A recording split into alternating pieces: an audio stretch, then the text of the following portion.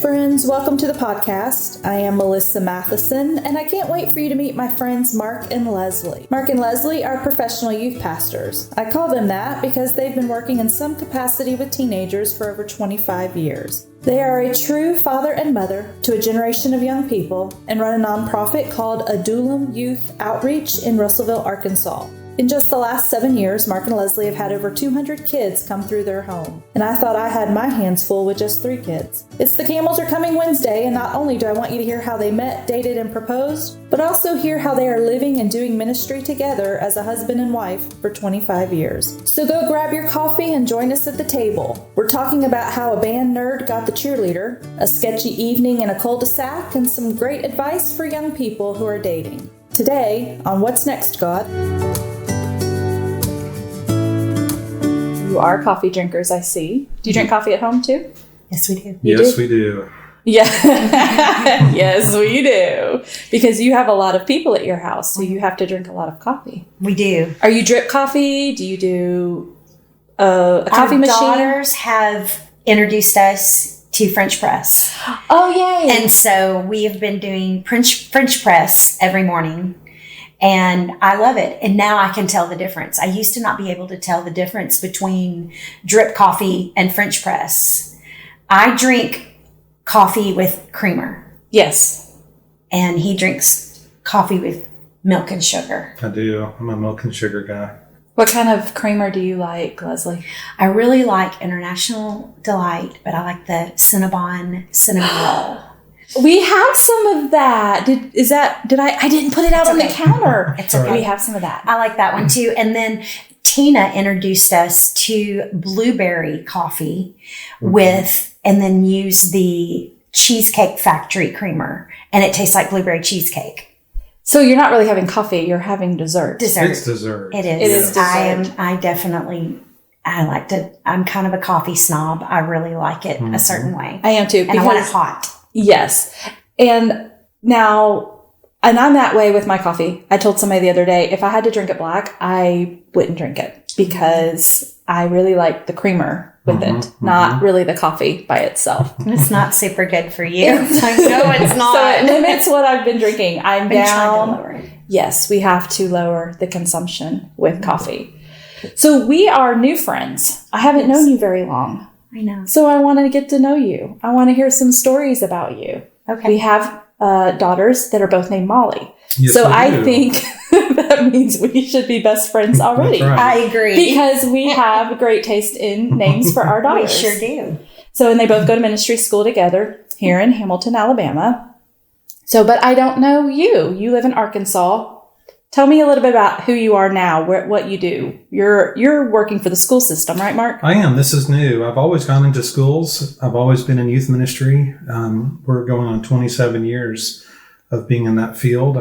I've had opportunities to leave the field and pastor, but this is our sweet spot. This is what obviously God has led us to, and we love it. And we've just never left that field. And I guess it's no surprise that our children, of course, they would follow suit and come to a school of ministry that, and I guess in no bigger terms, it's a huge youth ministry that impacts the nation or even the world.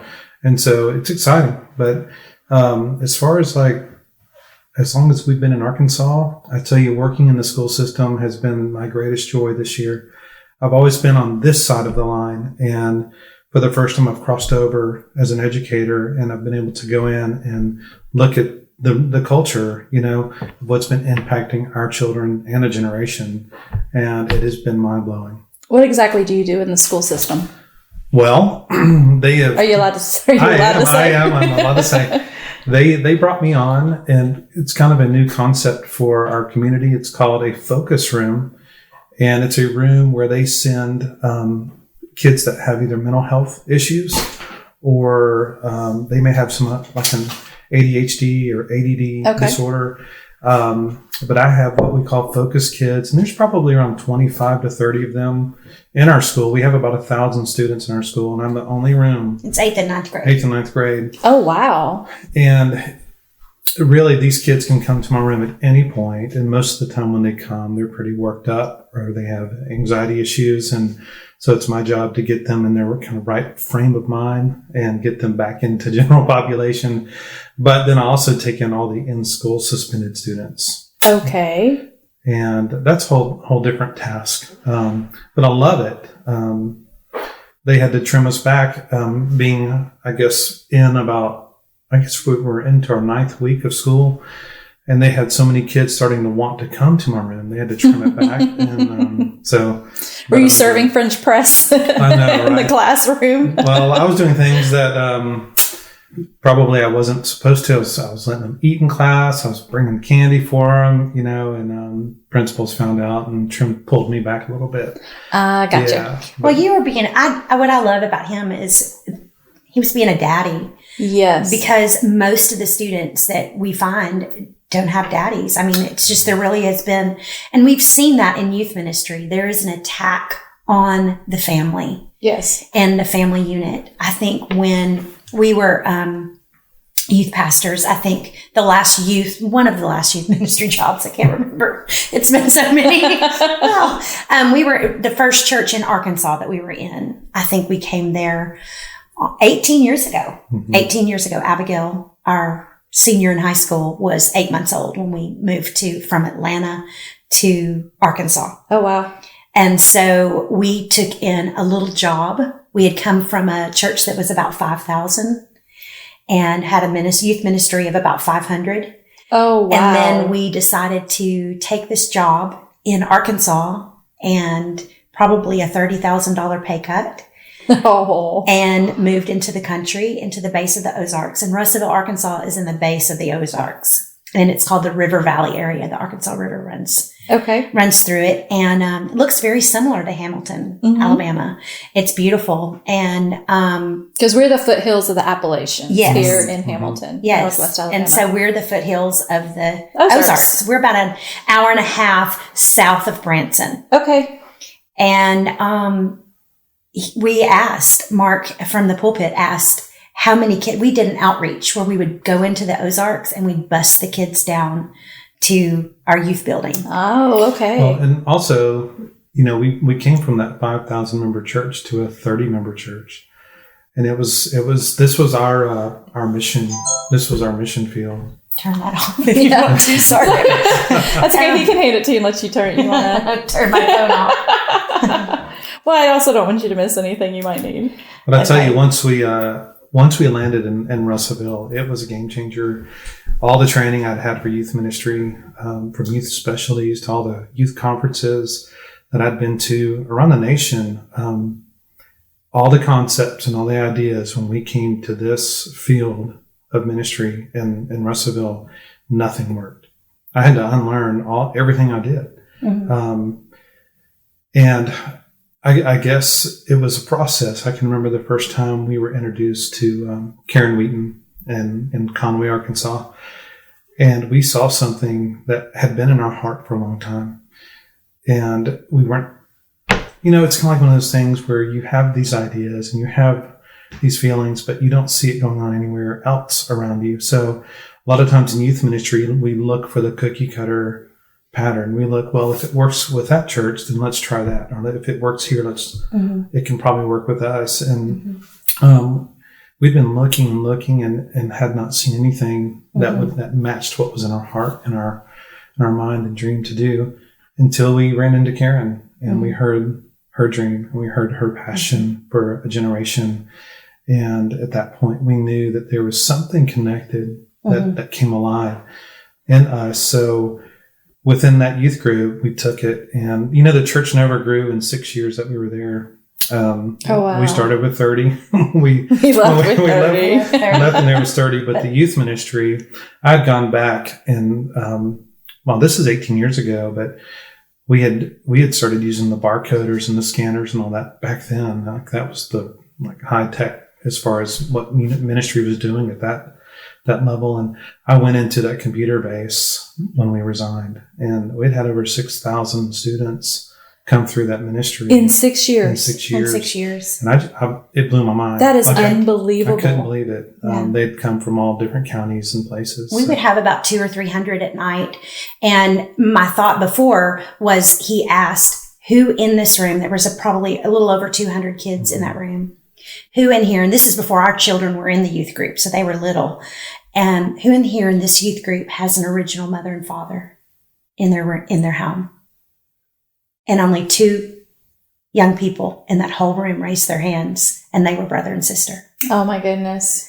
And so we really began, we kept thinking, what is going on with this generation? What is it that this generation needs? What is it? What is it? What is it?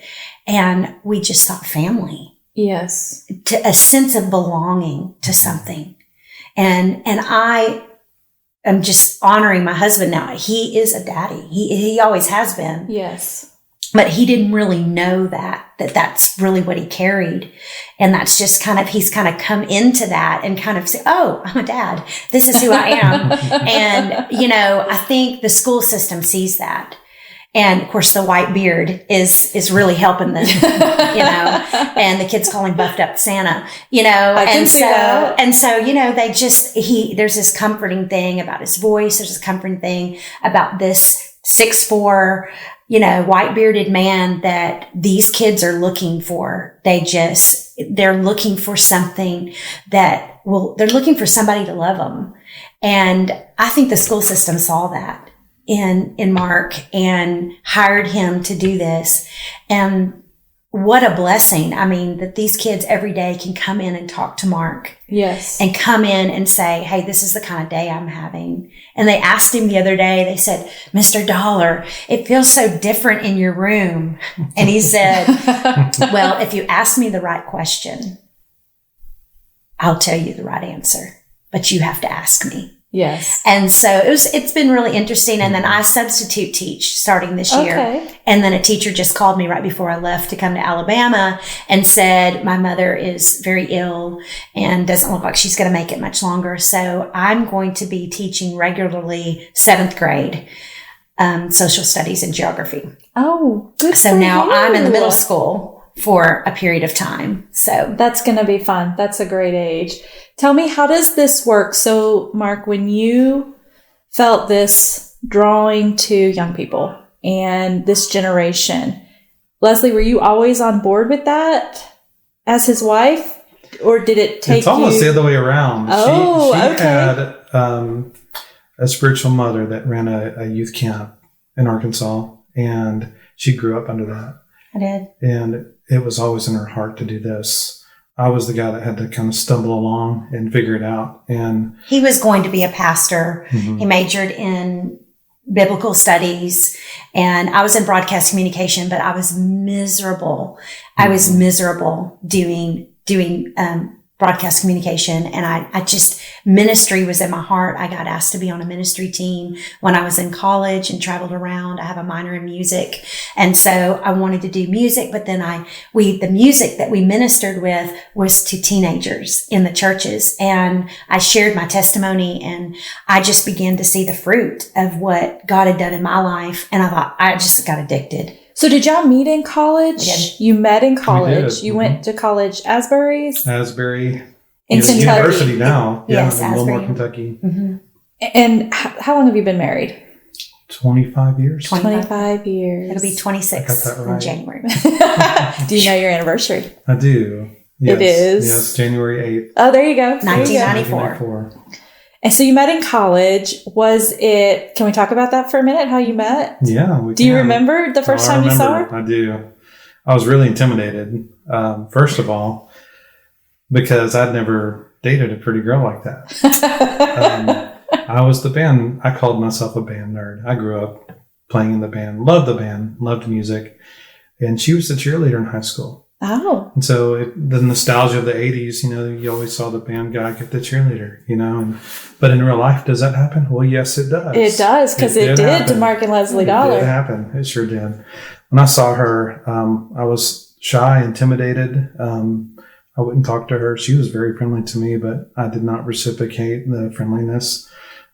Just scared, just not knowing. And then we had a moment at the college post office. Mm-hmm. You want to take that one?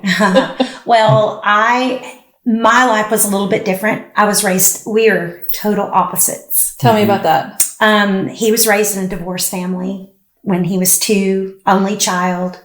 I'm the only biological child. My brother and sister are both adopted, but I was raised in a very family oriented, grandparents, say mom and dad in the church. That's how I was raised. Okay. In Arkansas, he was raised in Atlanta. And here we're going to school in Kentucky. And he had failed his philosophy class, and I had put it off because I didn't want to take it. And we landed in philosophy class. Ah. And so both of us were transfer students and met each other. And I had dated a lot. Okay. A whole lot. And I'd come from a pretty rough past of trying to find my identity in romance, or trying to find my identity in a man. And I thought that would be what would complete me and make me somebody. And it never did. And I had been hurt a whole lot. And so I was taking kind of a year of just trying not to date. And I'm here to seek the Lord, and I'm here to be consecrated to God. And that was a new term to me. Yes. It was a very new term because I didn't grow up that way, and he was kind of in the same situation. But when I saw him, I was set in the back and he was sitting in front of me, and I thought, he is really nice looking. And I went, Leslie, stop. I felt the Holy Spirit kind of say, whoa. And they said his name was Mark Dollar. And I remember I said, Leslie Dollar. That doesn't sound so bad. and it doesn't. It sounds pretty great. It sounds pretty great. And at that moment, I was either going to go on Broadway or be on television as a broadcaster. So, Leslie Dollar wasn't a bad name to go by. Right. So it needed to go, in my mind, I thought that needs to sound good. But you saw him and had never had a conversation with him, but I just thought he was nice looking, and I thought he was tall and dark black curly hair and dark skin and beautiful eyes. I mean, I got that all in a matter of seconds. And yeah, I thought he was pretty nice looking, immediately attracted to him. But I thought, and so I just wanted to see what kind of guy he was. And so I just said, hi, you're new. He said, yes, I'm a transfer student. And I went, okay. And where are you from? Georgia. And that was it. I'm like, all right, rude. Okay. So I just stopped. And so a few weeks later, I just quit. A few weeks later, we were in the post office, and his CPO was right above mine, and didn't know it. And so I just he said, hey to me. And I went, oh, okay, now you talk. Mm-hmm. But he really just needed to get to his box. Right. He did. You were standing in the way? Probably. I probably was standing in the way. And I said, hey. And he goes, so you're from Arkansas? And I said, yes. And he goes, oh, I've never been to Arkansas. And I go, okay. And so I'm kind of giving him the cold shoulder. But then he kind of starts asking questions, and we get on a conversation about Jesus and about the Holy Spirit. And at that time, Asbury is a holiness school, and at that time, the Holy Spirit was not a topic that a lot of us talked about. Right. And so we got on the topic of Holy Spirit and what we believed and all of that, and we believed the same thing. And I thought, okay. So I went home, back to my dorm, and I took a nap, because in those days, I've really forgotten what naps are like. But those days, you took a nap in between classes. In college. In college, we took naps. And so... because we're up all night. We're up studying. all night. Yeah. And we could Studying. Which is code for hanging out with hanging friends. out and drinking coffee and eating Yes. pizza. Yes. And so I went home, took a nap, and dreamed I went on a date with him and choked on a French fry at Wendy's. True dream. I mean, real dream. And I remember God blowing in my mouth, and I blew up like a balloon and came back down, and he said, you're going to have a youth ministry like you've always dreamed with Mark Dollar. And at that time, I was really wrestling with the call of youth ministry. because I'd just gotten back from a youth ministry trip of when I was on that ministry team, singing ministry team. And I really was beginning to feel the call to youth ministry. And I was saying, no, that's not my dream. How old were you? I was 20 years old. 20. How old were you, Mark, when y'all met? 20. You're same age. We're 11 days apart. Oh, okay. Ooh, he is older. I'm older. Yeah. And taller. A lot taller. You're 6'4". How, Leslie? I'm 5'1". 5'1". Barely. I'll make sure to post a picture for everybody so they can see how cute y'all are together. So I wrote it down in my journal at that time, because that was a really in thing, is to have a journal and to write everything down. Yes. And so that still is a big thing. It is. Yes. And that's what we implement in our ministry now. Is journaling. Good. And so, I wrote it down in my journal, and I said, this guy I'm supposed to marry. And I said, but Lord, I give this to you, and I will not pursue. I will pursue you. I will not pursue him. And I was learning not to flirt and not to pursue. Not to flirt and not to pursue. Don't you let me do it. Because I wanted it to be him. Because so many times it wasn't God. Oh, yes. So many times it wasn't God. Oh, yes. It was, this looks like something God would want me to do. Right. This looks good. This might be okay. And and I knew the decisions that I had made in my past were not healthy decisions. Right. So I wanted these decisions. I wanted God. I know there's a big thing out there like, does God choose your spouse? Does he not? I don't know whether that's yes or no, but I asked God to choose my spouse. Because I knew that he knew me better than I knew me. And I wanted him to choose my spouse. And so I said, I believe this could be God saying, this is someone that, I have for you. And so, that was very difficult. So I basically ignored him from then on out. Now, she dated a lot. She said, had you been dating in your 20 years? Well, maybe one or two. One or two. Okay. That's it. I was very inexperienced. Very inexperienced. Yes. So what happened after you wrote this in your journal, Leslie? And when did he, because he eventually asked you out, obviously, you're sitting here. How did that go? Do you remember asking her out the first time, Mark?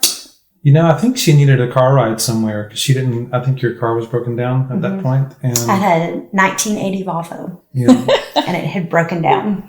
And so I said yes. So we went to the mall in Lexington. And from there, I think we sat down in the food court and we began to tell our testimonies to each other. He wanted to know all about me, and Nobody had ever done that. No guy had ever been interested in me.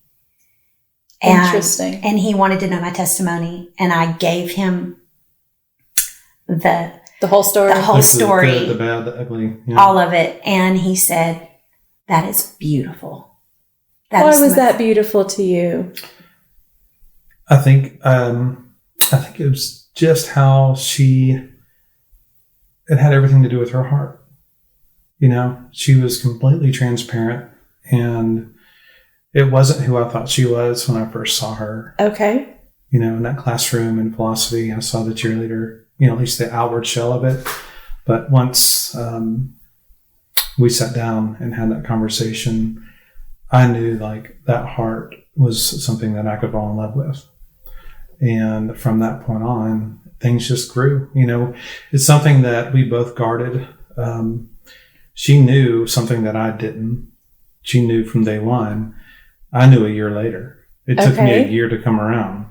But I can remember one Christmas, we talked. You were in Arkansas, I was in Georgia. And I called her and I said, hey, things are going to change when we come back from break. And she said, well, what does that mean? I said, well, I'm not going to tell you, but things are going to change. And I thought he was, because we were going to church together. We were starting to go on group kind of, our whole thing is we were starting this thing where, and I think it was God giving us a download about relationships. So wait a minute. That day in the food court, it was a year later. Y'all weren't dating a year. Y'all were just still friends. Just friends. We were considered the item on the small campus. Okay, so people knew you both liked each other, and people knew that we liked each other. But it was very, it was friendship. But it was, it was exclusive. I mean, it really was. I mean, I knew he liked me, and I knew I liked him. Yeah. And I knew that he was the one. I knew he was. I knew he would. And now that's controversial saying he's the one, but I knew. You knew that? I just knew. I knew this was the one that God had picked for me. And so when he said that, that was very disappointing to me, because I immediately took it the negative way. That he was going to break up. That he was going to kind of break up this friendship. And, Gotcha. and we had prayed together, and I'd never felt butterflies like this. You know, I had dated over 47 men. Wow. And Boys. had never had boys, definitely boys.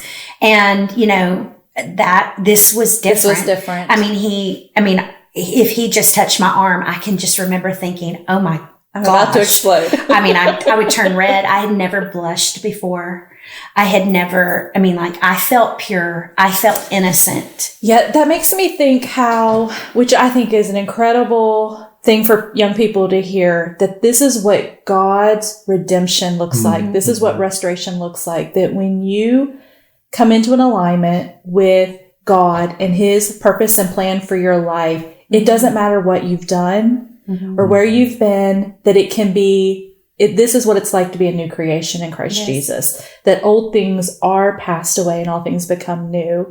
And it's almost as if none of that ever mattered. Your past did not matter.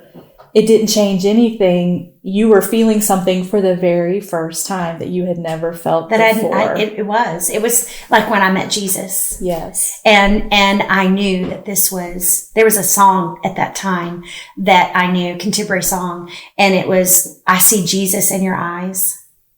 And that's what makes me love you. It was like a worship song, but it was like a love song, worship song, which was really cool back then, because I had consecrated myself and was no longer listening to secular music or any of that. So we were going through that period there. But, you know, God was really showing us, we were doing this differently. We said, if we get together, it's going to be different. It's not going to be like anything else. God, you show us the blueprint for our relationship. And little did we know that even, 28 years later, it would be things that we still implement in our teaching, even to teenagers. Like, God can show you this. Yes. God can redeem you. God can put you with somebody, and it can last forever, and it can be real. And Jesus can be the center of your relationship. And he can make you totally new. Right. Where everything is new, where you begin to blush again and you feel innocent again. And you remember the night I made you blush?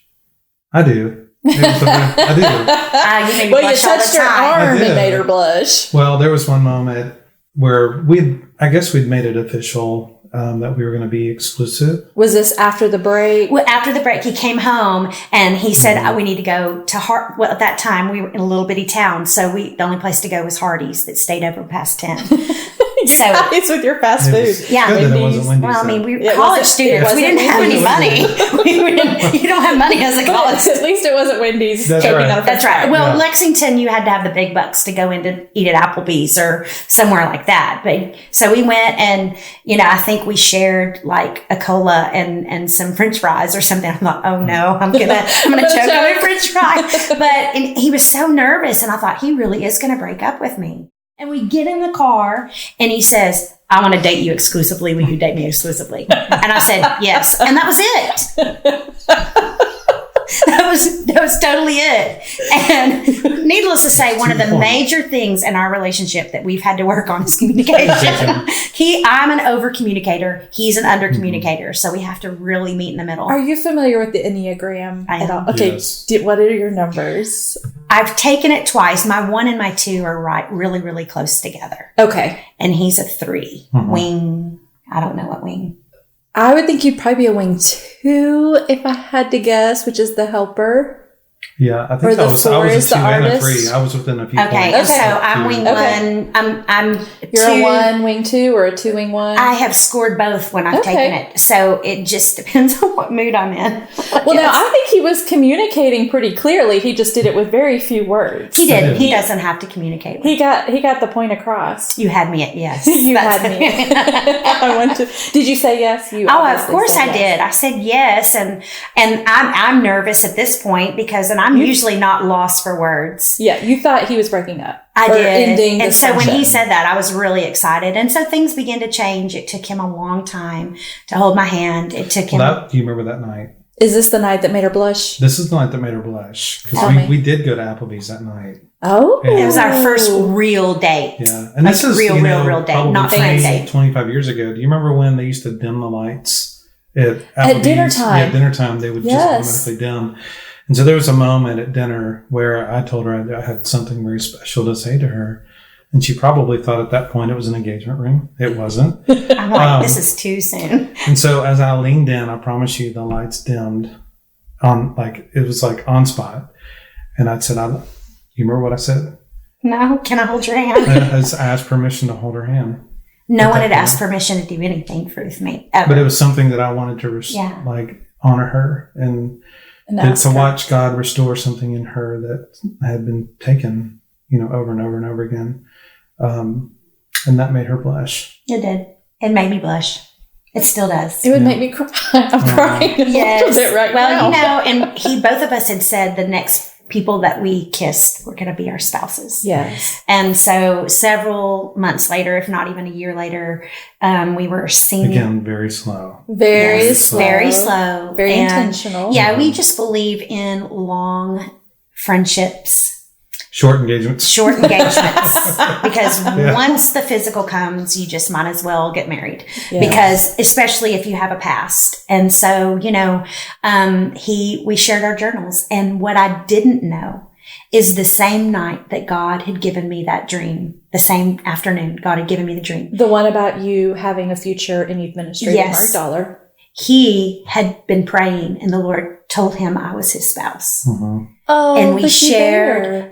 shared that. And so we immediately knew, he knew that I felt like he was my spouse, and I knew that God had told him that I was his wife. And so that was our first kiss. And so now we probably wish that we would have waited a lot longer, because once that kiss came, we just might as well just have called it quits. Yeah, and we couldn't even as far pray as together. we couldn't pray yeah. together any because it turned out into a kissing session. Yeah, So we had to cut everything off.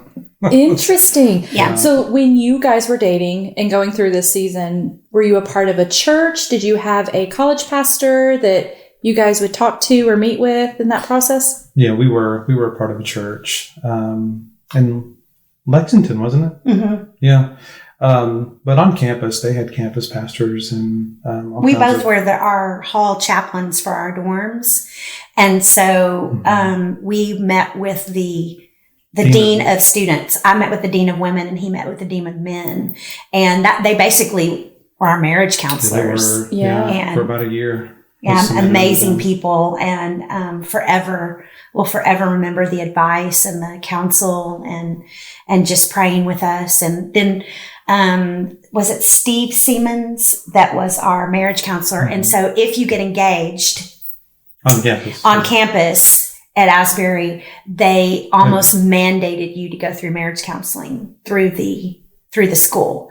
And they didn't make you, but it was strongly recommended. It was strongly Yes. recommended, highly encouraged to do marriage counseling. And we had these men who had these amazing books. I think his dad, David Siemens, wrote Healing for Damaged Emotions. And so we had these amazing authors that were right there. And so they took us through personality tests and talked about our differences. And Did they come to you on that because you got engaged I think while you they were there, or might. did you I think guys they go did. to No, them? I think they approached us on a small campus of 1,200 students. I mean, news like that hits pretty fast. So Sure. So if there was a couple, like there's somebody listening right now, what would you say to them if nobody is coming to them in their life? Can you give them some advice on how they need to connect with somebody that they can submit their relationship to? What kind of steps? Who do they need to go find? If they don't have a Mark Dollar in their life, a dad, Where do they need to go? Well, hopefully, if they're connected within a church, to find that guy, to find that father figure. One thing that I recognized, even in the schools and youth ministry abroad, a lot of daddies are missing.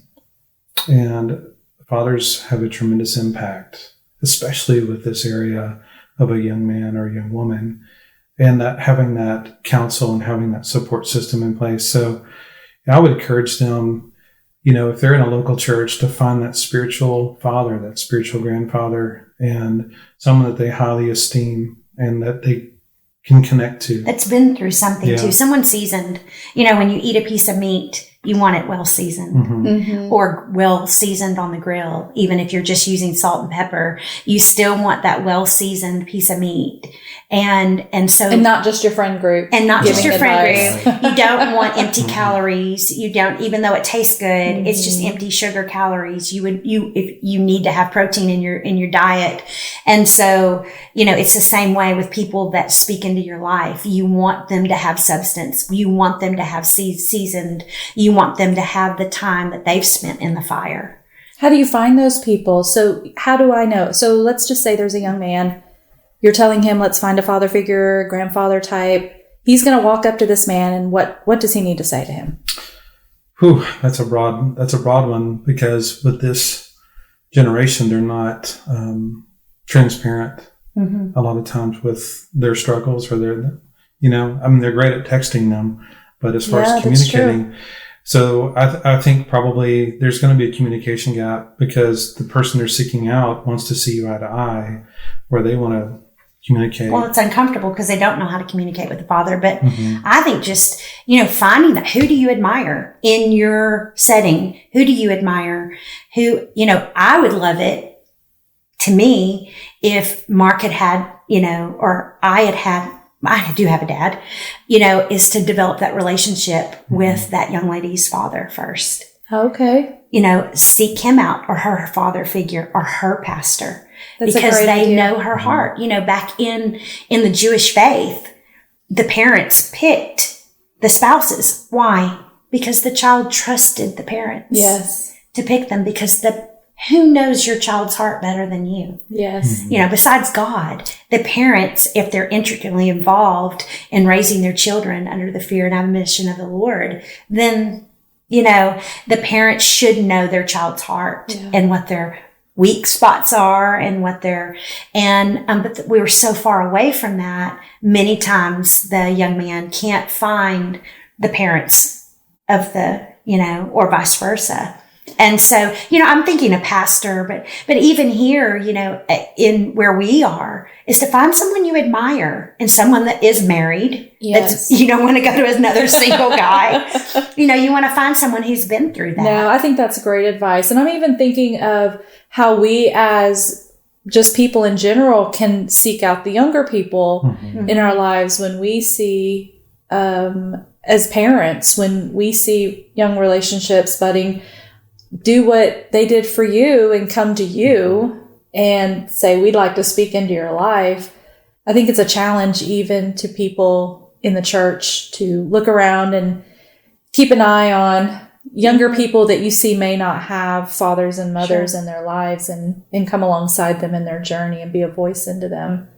So how long did you guys date before you officially proposed? Friendship 1 year.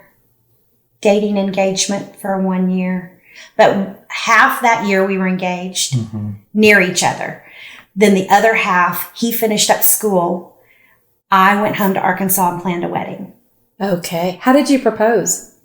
Did you pull up, take her to parties? Oh my goodness. No. He went to the place I took her to the first place where we kissed. And she got scared.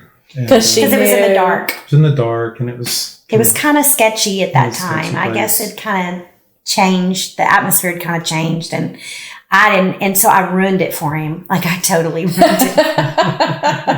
So he went to some neighborhood and parked in a cul-de-sac. And I'm like, okay. And he turned on romantic music. I think It's Frank's. probably Sandy Patty or something. No, it was not Sandy Patty. It was like Frank Sinatra or Was something it? like that. Okay. Yeah. So, and I thought, what is going on? We are not going to make out. We are not going to. In a This cul-de-sac. In the cul-de-sac, in the dark. No, this is not healthy for us, you know. That was February 23rd. No, it was February 13th because Oh, the day before. it was the Valentine's day before Valentine's Day. That's right. So he thought, I'm going to catch her off guard. And Because she he would be did. expecting I it. did. And so I wasn't expecting it. I thought it was going to be the next night because we had a date already planned. And for so the you next- had planned all along to not do it on the date, but to do it the night before and surprise her. Because I'm never surprised. Well, he surprised you. He did. He surprised me. And he gave me a kiss and he goes, be quiet. And I go, okay. And he said, look down. And I go, why? And he said, look down. And I'm so stubborn. I looked down and I went, oh my gosh, I can't believe you're doing this right now. And then it was all the romantic, mushy stuff. And Oh. I love you and I want to spend the rest of my life with you. And I'm like, me too. Once that was over, she wanted me to take her to the dorm. I wanted him to take me to the dorm so I could go show off So my you could friends. show Off the ring. everybody. Because you were having a date the next day, so he could take you home and then Yes. y'all could I wanted celebrate to tomorrow. I wanted to celebrate. Mhm. Yes. You know, so it was exciting. So girls were getting engaged when you're a senior in college and you're in that small of environment and people, your senior year, everyone's getting engaged. And so Yes. almost every other night, some girl is screaming and everybody's screaming and like, oh, who got engaged tonight? And so I was ready. You're I had fine. been waiting for this. This is, you know, it's in February. I'm graduating in May. It's time. And he was about to go to Israel on a kind of like a mission trip. Mhm. So February 13th, engaged and married. in January, Oh, a whole year almost. a whole year. Yeah, but we spent 6 months apart. That last In 6 May, months. I graduated. I went overseas to Asia to produce a video for a missionary organization in Asia. And so I was there for 3 weeks to a month. And, and then I came back, planned the wedding. I was in Arkansas working and, got a youth ministry job. I had went from being a reporter in a television station to being a youth pastor. And I'm like, this is what my husband's supposed to be doing. And I got hired as the youth pastor and began to work. And it was my grandparents' church. And so started working as a youth pastor, planning the wedding, and got married in January. He came and joined me, and we're just a team. Yeah, here We're we a are. team. I was told I would never have children. And so, because I had an abortion when I was 16. And so I was told I would never really have children. And so I really thought that, and I think it was really just a lie of the enemy. Yes. And it was a lie of the enemy. Yes. Even though maybe a doctor could have told me that, I felt like that this would never happen, that I ruined all my chances. I'm not worthy. I'll never have children. And so, you know, here we are, and I have 6 biological children. So 6 biological and a whole lot of others. and And we have adopted a child. So we have 7 children, and then we've had over 200 teenagers that have lived on our property. So tell us about the home you have. The home we have. Well, it's a home that I couldn't see the big picture of what she saw when we first saw the home. And she could see the dream. She could see it all unfold. And I was not backing it. We were at odds with each other at that time. And there was one night I can remember I woke up and I just felt that presence like that. Like, you know, when he comes in the room, you know, he's speaking. And he said, do you trust me? And I said, yes. And so we went and we battled for that property. It was a battle. Like there was something that It's when we had moved to Arkansas. Yeah. We had the dream when we were pregnant with our first, Caroline.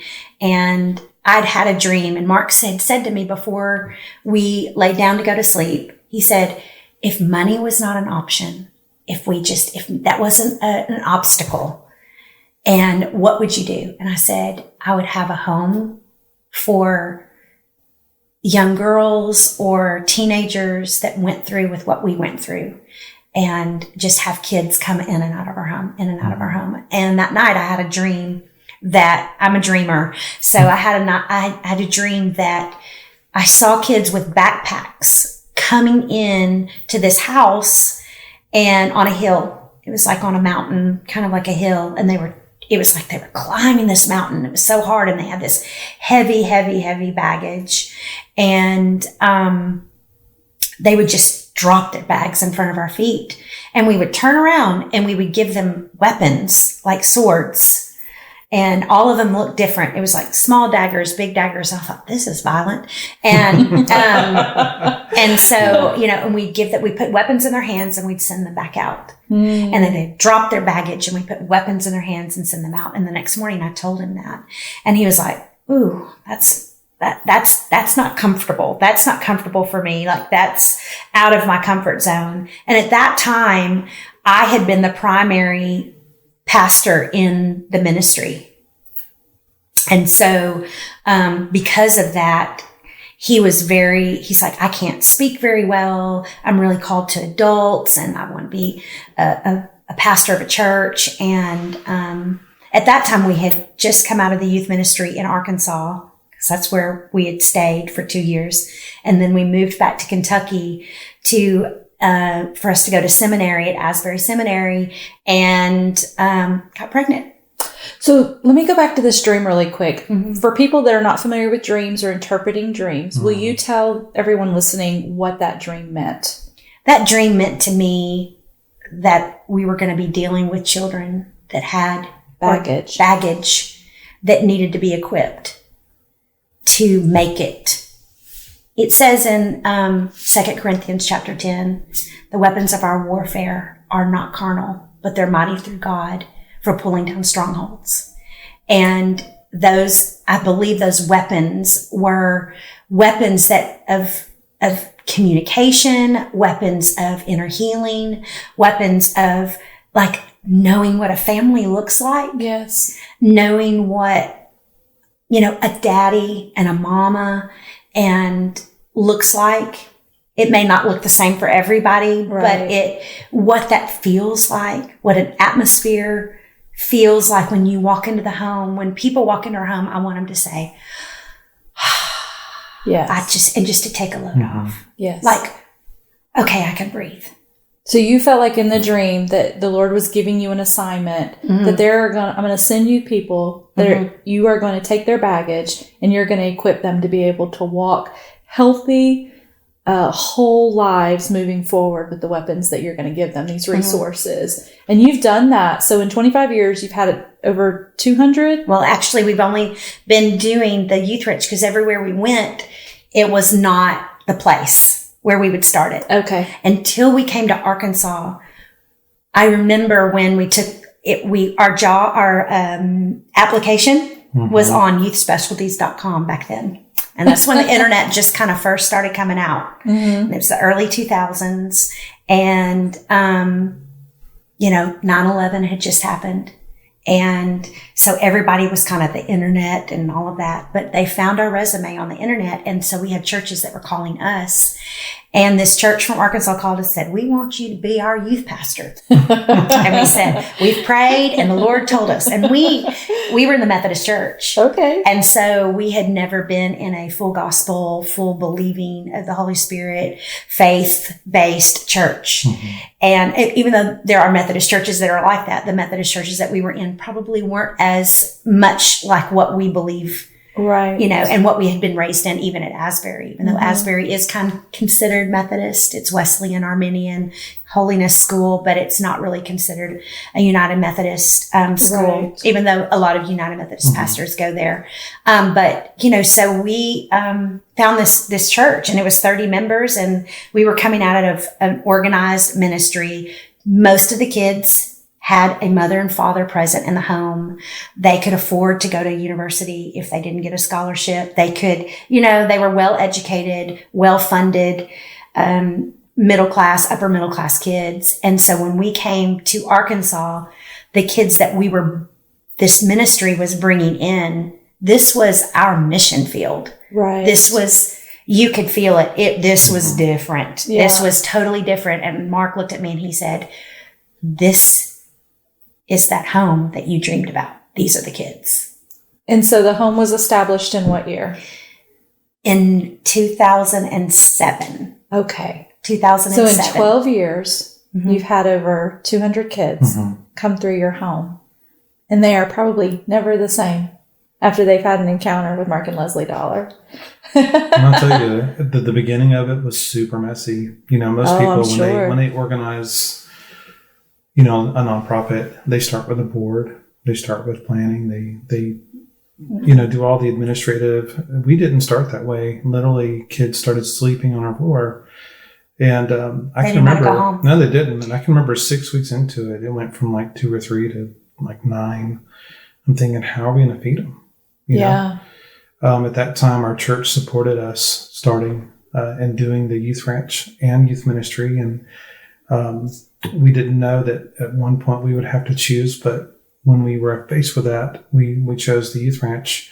But through that process, there's not one regret. And tell me about the name of the youth ranch. It's Adullam Youth Outreach, and Adullam is a Hebrew word from the Old Testament that, if you recall, when David was being pursued by King Saul, and there was that death threat thing going on, and he had to go hide. He went and hid. He retreated into a cave, and that cave was called Adullam. And since then, we've learned a lot more about that cave. It wasn't just a cave. Adullam was a province. It was also where David killed Goliath as well. Wow. And so that word Adullam simply translated means a place of refuge, equipping, training, and the destitute. But it also means justice for the people in Hebrew. That is amazing. So justice. Because names bring identity. Yes. And to give this center, this outreach, this camp, this name, you are forever stamping the kids that come through your home with all of these meanings of this name. So what's next for Adullam? What are we doing? What's the vision? Tell us what we're looking forward to. You know, it's funny, on the way here, driving this morning, my spirit, I just heard the Lord say, the best is yet to come. And I felt like that was for obviously where we were coming, then as far as the conference this weekend for the ramp, but for us as well, and for others, like the best is still out there and it's still coming. What does it look like?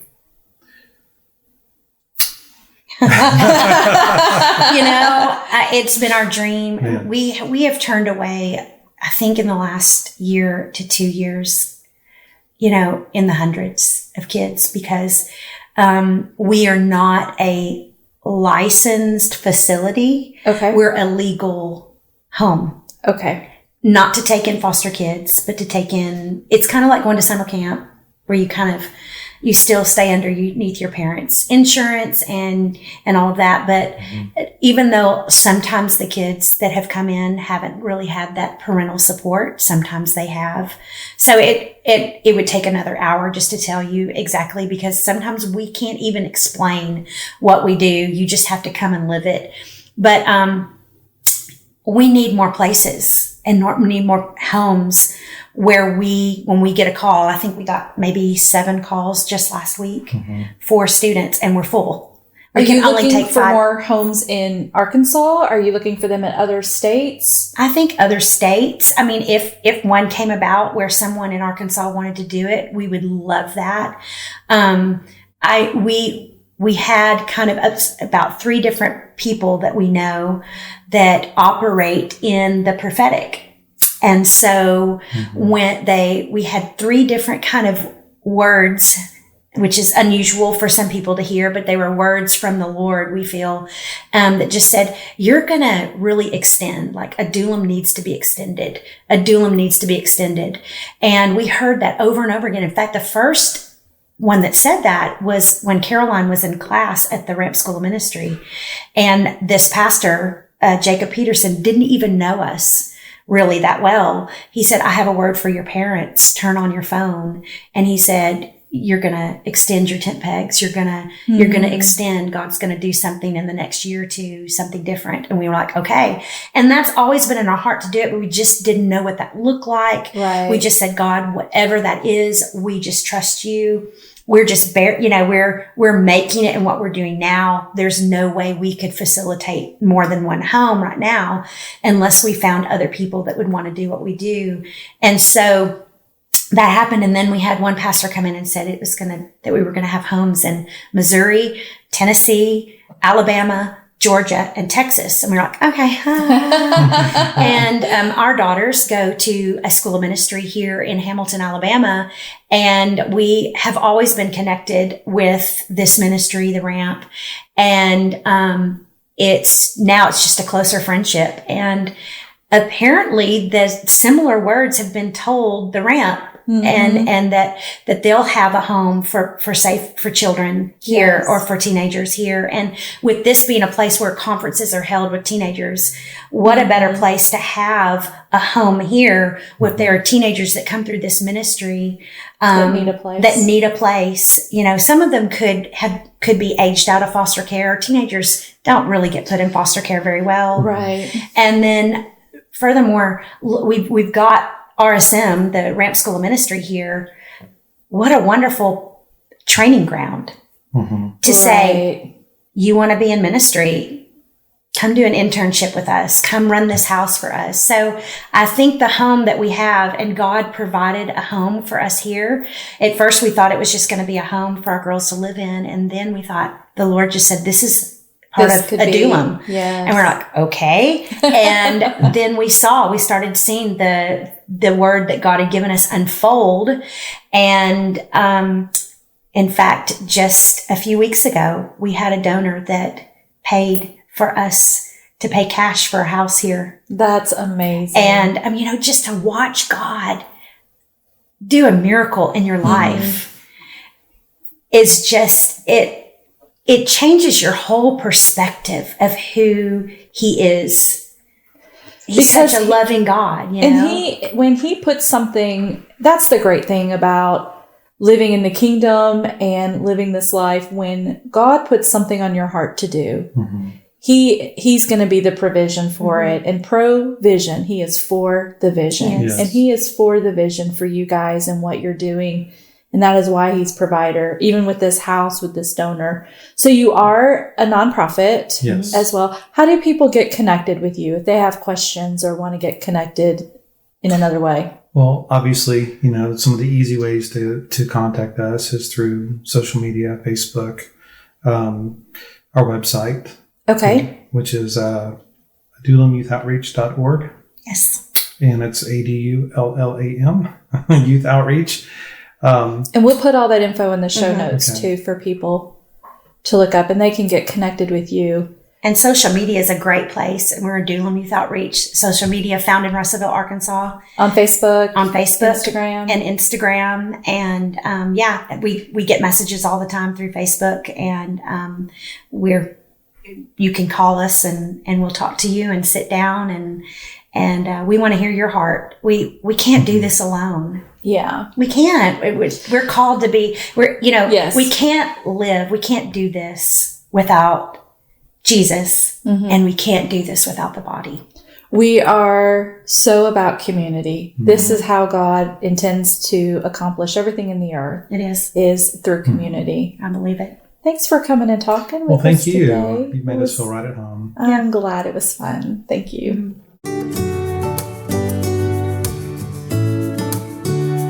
Thanks for joining us on this week's episode of The Camels Are Coming, and we hope to see you back at the table with us again soon. If we're not friends yet on Facebook or Instagram, let's get connected so you don't miss out on the conversations we'll be having with my friends about navigating all kinds of life transitions. I don't know about you, but I've been loving our times together around the table. Don't forget to bring your coffee on Mondays and Wednesdays as we sit around the table and talk about what's next, God.